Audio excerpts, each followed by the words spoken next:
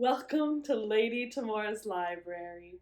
Here, stories are curated to develop both your inner and outer worlds, to connect with the spirit of yourself and the spirit of those around you. A wonderful way of finding new stories to hear is to visit your local library. Your library is filled not only with stories and books, but also stories in visual media forms. Oftentimes, there are games to play, scavengers, and other curious adventures to explore. When I visited my local library recently, the very first book that I saw, the one that called out to me, A Church for All, written by Gayle Pitman with pictures by Laurie Fountainer. I was so excited when I saw this book and it called out to me. I was so excited to open it up and to dive in and to explore what it had to say, because A Church for All is exactly what church is supposed to be. A place where you are welcome and safe and secure and loved for exactly who you are created, and who you will be in the future. A Church for All. For my beloved children, Luce and Abel, my wish is they will always feel free to be themselves. Sunday waking. There's a family with 2 kids. Day is breaking, and there's these 2 people walking down the stairs and some other people getting ready. Let's go to our church for all. And here we see our family walking down the street and other people. Church bells ringing. Joyful noises. This looks like the church, and I see the flags outside and all the people in the background. This person has blue hair, and this person has a rainbow striped sweater. This person with pink hair took their bike to church. And look at them, they're waving at their friends. Choir singing, laughing voices. This flag says joy, peace, love, kindness. There's all these people in their colorful clothing.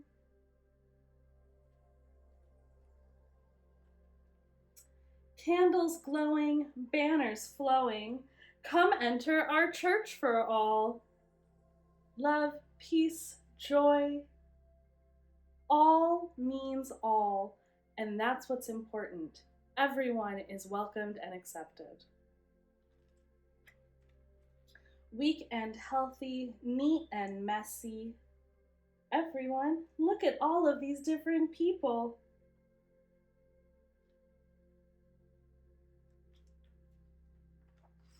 Poor and wealthy, plain and dressy.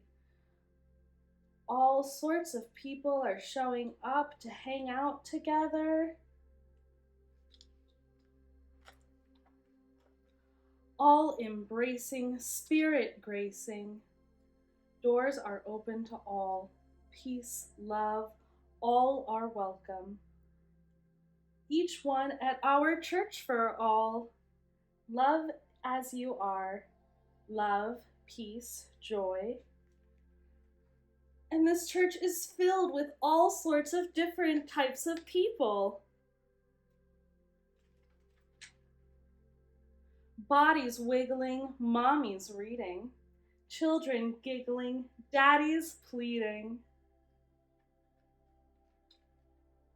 Do you see anyone that looks like you? Toddlers flailing, babies wailing. There's room at our church for all.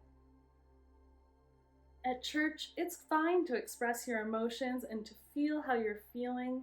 Babies really do understand exactly how to be. Hands receiving, hands connecting. It's very important to connect with other humans in our community and the people around you. Humans are meant to live in community, connecting with one another. hearts believing, hearts accepting. At church, it's important to accept everyone there and to love and to cherish the people who you are sitting next to. Feel the Spirit. Can you hear it? Here at our church for all.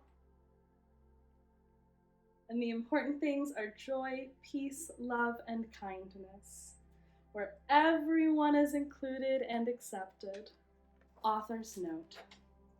Years ago, a friend encouraged me to attend a service at Glide Memorial Church, and I was very reluctant.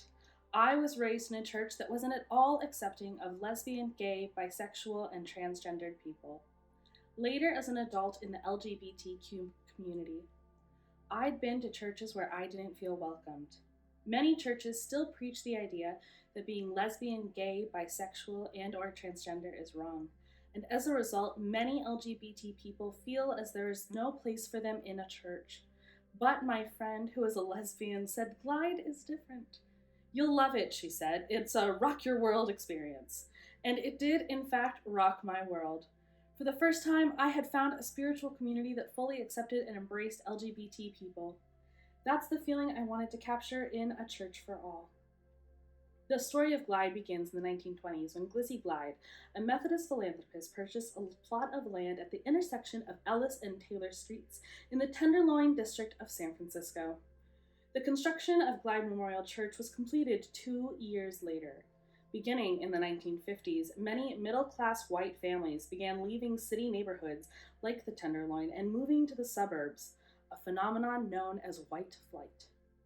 As a result, the Tenderloin became associated with crime, poverty, homelessness, drugs, and violence. At the same time, a group of new pastors joined Glide, and their values and goals overlapped with the vision of the civil rights movement and other social justice efforts. Reverend Cecil Williams, who is part of that group, is still at Glide today and continues to be a major presence at the church. By the late 1960s, the pews were filled with people from the most marginalized communities, people who were poor, drug-addicted, homeless, LGBTQ, and many others. Since the 1960s, Glide has been internationally known for its commitment to social justice efforts, particularly those that serve the immediate urban community. Glide was the founding site for the Council on Religion and the Homosexual, one of the first organizations to educate religious communities about gay and lesbian issues. Since the 1990s, pastors at Glide have been performing same-sex marriages as an act of social justice. Glide is also famous for its Glide Ensemble, a gospel choir whose music embodies the messages of diversity, radical acceptance, and unconditional love. The true messages of the gospel. Diversity, radical acceptance, and unconditional love. Today, many churches from a variety of denominations around the country have embraced the same vision of inclusivity as Glide. They are often called inclusive churches or open and affirming churches. Many indicate their commitment with banners featuring a rainbow flag or slogans like "All are welcome." The spirit of Glide's mission is what rocked my world years ago. I'm grateful to all the spiritual communities throughout the world, from every denomination, that welcome, accept, embrace, and celebrate us for who we are.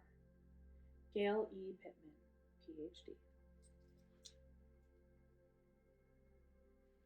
Church and community and being accepted is such a key, important aspect of living here on this planet. And I understand that there is a message out there that being yourself is wrong, that it is somehow shameful to not own who you are and to take pride in everything that makes you you. If you are struggling to accept yourself, just know that you are more than accepted, but that you are loved and cherished and celebrated and valued.